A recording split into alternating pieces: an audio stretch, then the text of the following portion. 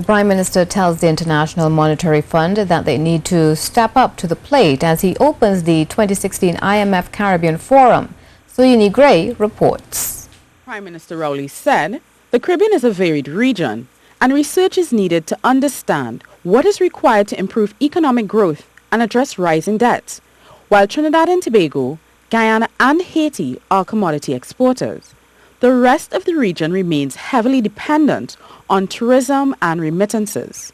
However, the region shares its relatively undiversified economies and extreme vulnerability to economic changes in the United Kingdom and the USA.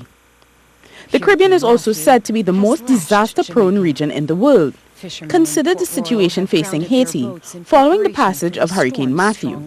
In 2015, their GDP was recorded at $8.88 billion, and in the days immediately following the storm, damage was said to be at a cost of $1 billion. That's a devastating amount of damage in a few hours, and it doesn't help this Caribbean economic fact.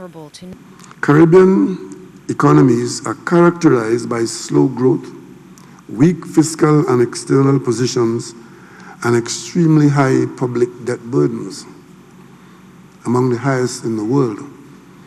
In 2015, the average debt to GDP ratio for all countries in the region was about 77%. Excluding the commodity exporters of Trinidad and Tobago, Suriname, and Guyana, the average was close to 90% of GDP. The Prime Minister said for the most part, regional attempts to ease debt burdens haven't been as successful as some would hope.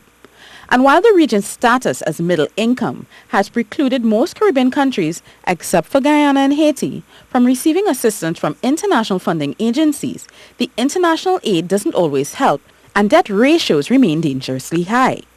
The debt levels of these countries are still high at 90% of GDP for Antigua Barbuda, 140% for Jamaica, and 65% for St. Kitts and Nevis.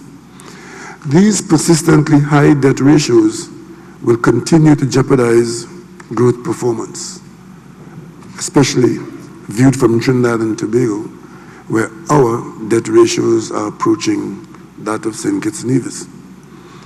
He ended his address on a cautiously positive note, saying the transformation required for fiscal stabilization is possible and a serious conversation needs to be had on reducing the region's debt. We must be able to depend on the advocacy of the IMF and the other multilateral institutions to convince the policymakers like the OECD and the G20 of the urgency of our situation, which can continue to deteriorate.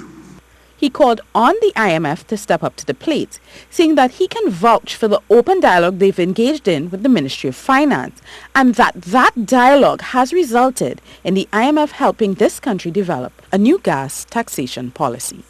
Soyini Gray, CNews.